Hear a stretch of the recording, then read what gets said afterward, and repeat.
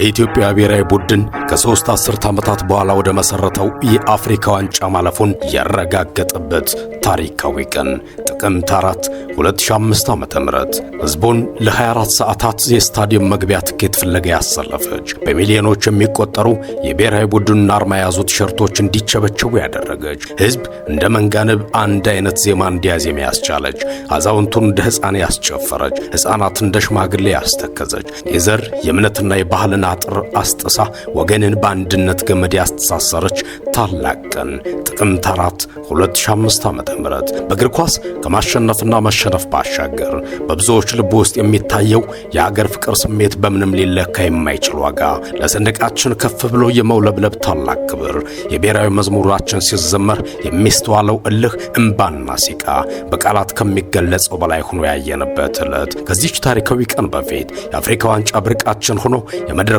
መስራች እንዳልነበርን ለበርካታ ዓመታት የባዕድ ተመልካች የነበረን ህዝቦች ያኔ ግን በልጆቻችን ብቃትና ችሎታ ተደመን አይናችን ባዩት ውድ የእግር ኳስ ጥበብና ሀገራዊ ወኔ መማረካችን የቅርብ ጊዜ ተውስታችን እንዲሆን የፈቀደች ታላቅ ቀን ጥቅምት 4 2005 ዓ.ም የኢትዮጵያ ብሔራዊ ቡድን ለናፈቀው አፍሪካ ዋንጫ ለማለፍ የመጨረሻ የደርሶ መልስ ጨዋታውን ከሱዳን ብሔራዊ ቡድን ጋር እንዲያደርግ ተደልድለው የመጀመሪያ ጨዋታውን ወደ ሱዳን አቀንተው 5-3 በሆነ ውጤት ተሸንፎ ተመልሷል። የመልሱ ወሳኝ የ90 ደቂቃ ፍልሚያ በዕለተ እሁድ ጥቅምት 4 2005 ዓ.ም ከቀኑ 10 ሰዓት ላይ በአንጋፋው አዲስ አበባ ስታዲየም በሱዳን የደረሰበትን የ5-3 ሽንፈት ቀልብሶ ደቡብ አፍሪካ ለምታዘጋጀው የአፍሪካ ዋንጫ ለማለፍ በታላቅ ተስፋ ታጅቦ ጨዋታው ተካሄደም።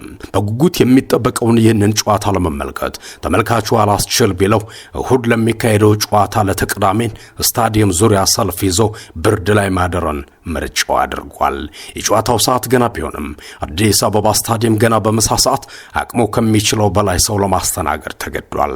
በዚህ የጨዋታ ውጤት ካልተመዘገበ ምን ሊፈጠር እንደሚችል ለማሰብ ይከብዳል። ሰዓቱ ደርሶ ሁለቱ ብሔራዊ ቡድኖች በዕለቱ ሴኔጋላዊ ዳኛ ባዴራ ዲያታ እየተመሩ ወደ ሜዳ ሲገቡ ተመልካቹ ያሰማው ድምፅ ረሃብ፣ ብርድና ፀሐይ ሲፈራረቅበት የቆየ አይመስልም። ብቻ አዲስ አበባ ስታዲየም አንዳች መግነጢሳዊ ኃይልን ተላበሰም። በዋሊያዎቹ በኩል አሰልጣኝ ሰውነት ቢሻውና ምክትላቸው ስዩም ከበደ ለ90 ደቂቃው ፍልሚያ ይሆኑኛል ያሏቸውን ምርጥ 11 ተጫዋቾች ተጠቅመዋል። በግብ ጠባቂነት ጀማል ጣሰው፣ በቀኝና በግራ መስመር ላይ ደግሞ ስዩም ተስፋዬና ብርሃኑ ቦጋለም ከአንጋፋው ደጉ ደበበና ቢያድግልኝ ኤልያስ ጋር ተጣምረዋል። የወቅቱ የብሔራዊ ቡድኑ ቁልፍ የአማካይ ስፍራ ተጫዋች አስራት መገርሳና ሽመልስ በቀለም መሃል ላይ እንዲሁም ደግሞ እነሱ በግራና በቀኝ በኩል ምን ያህል ተሾመና ጌታነህ ከበደ ከፊታቸው አዳነ ግርማና ሳላዲን ሰይድን አሳልፈው ገና በሌሊት እነሱን ተስፋ አድርጎ ለተሰለፈው ህዝብ አዎንታዊ ምላሽ ለመስጠት የ90 ደቂቃ ሰላማዊ ጦርነታቸውን ጀመሩ።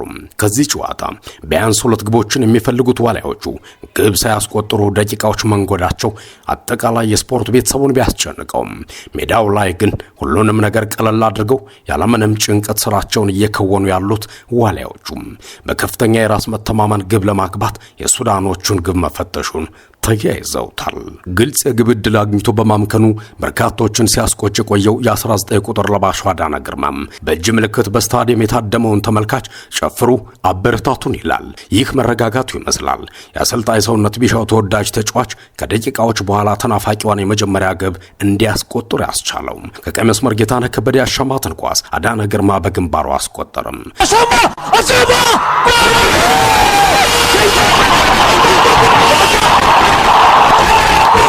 ጋፋው ስታዲየም በታደመው ተመልካች የኢትዮጵያ ብሔራዊ ቡድን ባስቆጠረው ግብ ተደስቶ አቅሎን እስኪስት እየጨፈረ ባለበት ሰዓት ተቀይሮ ወደ ሜዳ የገባው አመለሸጋው አዲስ ህንፃ የሚታወቅበትን ረጅም ኳስ ለአዳነ ግርማ ለቀቀ። አዳነ ለሳላዲን እግሩ ስር ገባች። የገባችውን ኳስ በአግባቡ መጠቀም መገለጫ የሆነው ሳላዲን ኳስና መረብን አዋሃደ። የኢትዮጵያ ብሔራዊ ቡድን የደደቢቱን አማካይ አዲስ ህንፃን ለመቀየር እንቅስቃሴ እያደረገ ነው። በኃይሉ አሰፋ ጌታነህ ሱዳን ግብ ክልል ውስጥ ጌታነህ መታሻማ አሰባ 5 ደቂቃ ውስጥ 2 ጎል። አሁን የአዲስ አበባ ስታዲየም የውጤት መግለጫ አስከሬን ወሳኙን ቁጥር አስቀመጠ። ኢትዮጵያ 2 ሱዳን 0። በዚህ ውጤት የሚጠናቀቅ ከሆነ ዋሊያዎቹ ከ30 ዓመታት በኋላ ወደ ታላቁ አህጉራዊ መድረክ ማለፋቸውን ያረጋግጣሉ። ከፊት ለፊት ቀሪ ከባድ 20 ደቂቃዎች ይቀራሉ። ከሁለተኛው ግብ መቆጠር በኋላ ተመልካቹ ደስታውን የገለጸበትን መንገድ ለማስረዳት የቋንቋ ሊቅ መሆኑን ይጠይቃል። ብቻ በተለያየ አቅጣጫ ስትቃኙ ደስታውን መቆጣጠር አቅቶት ራሱን የሳተ ራቁቱን የሚጨፍር ከማያውቀው ሰው ጋር የተቃቀፈ እግር ኳስ በአንድ ቋንቋ በአንድ መድረክ ያሰለፈቻቸው በርካታ ጉራማይሌ ስፖርት ወዳዶች ረስንቱ ጉድ ይታያል። ሰዓቱ ኢትዮጵያዊ የሆነ ሁሉ በሚፈልገው መንገድ እየገፋ ነው። ነገር ግን መደበኛው የጨዋታ ክፍለ ጊዜ ተጠናቀው የባከነ ሰዓት በተጨመረበት ጊዜ የዋሊያዎቹ ግብ ጠባቂ ጀማል ጣሰው ኳስ ለመያዝ ሲወረወር አንገቱ አካባቢ በመጎዳቱ ራሱን ስቶ ተዘረረ። ክፉ አጋጣሚ ሆነና አሰልጣኝ ሰውነት ቢሻው የተጫዋች ቅያሪ ጨርሰዋል። ለሁለተኛው ግብ መገኘት ታላቅ ሚና የነበረው የአማካይ ስፍራ ተጫዋቹ አዲስ ህንፃ ጓንታ አጥልቆ ቀሪዎቹን ደቂቃዎች የጀማልን ቦታ ሸፍኖ ቢቆምም ሁሉም የስፖርት ቤተሰብ ልቡ አልተረጋጋም። ይባስ ብሎ አዲስ ህንፃ የተቆጣጠረውን ኳስ ለቡድን አጋሩ ለማቀባል ሲሞክር ስህተት በመስራቱ ኳሷ ሙሉ በሙሉ ከተጋጣሚ አጥቂ እግር ስር ገባች። አጥቂውም በስህተት ያገኛትን ኳስ በአግባቡ ተጠቅሞ ማረፊያዋን ከመረቡ ስር አደረጋት። አዎ የአዲስ አበባ ስታዲየም ጭው አለ። የአዲስ አበባ ስታዲየም ተመልካች እንደዚህ ደንግጦ የሚያውቅ አይመስልም። ነገር ግን ተጫዋቹ ግቧ ከማስቆጠሩ በፊት ሴኔጋላዊው የመሃል ዳኛ ባዳራ ዲያታ የጨዋታውን መጠናቀቅ በፊሽካ ድምፅ አብስረው ነበርና የኢትዮጵያ ብሔራዊ ቡድን ከ3 አስርት ዓመታት በኋላ ለአፍሪካ ዋንጫ ማለፉን አረጋገጠ።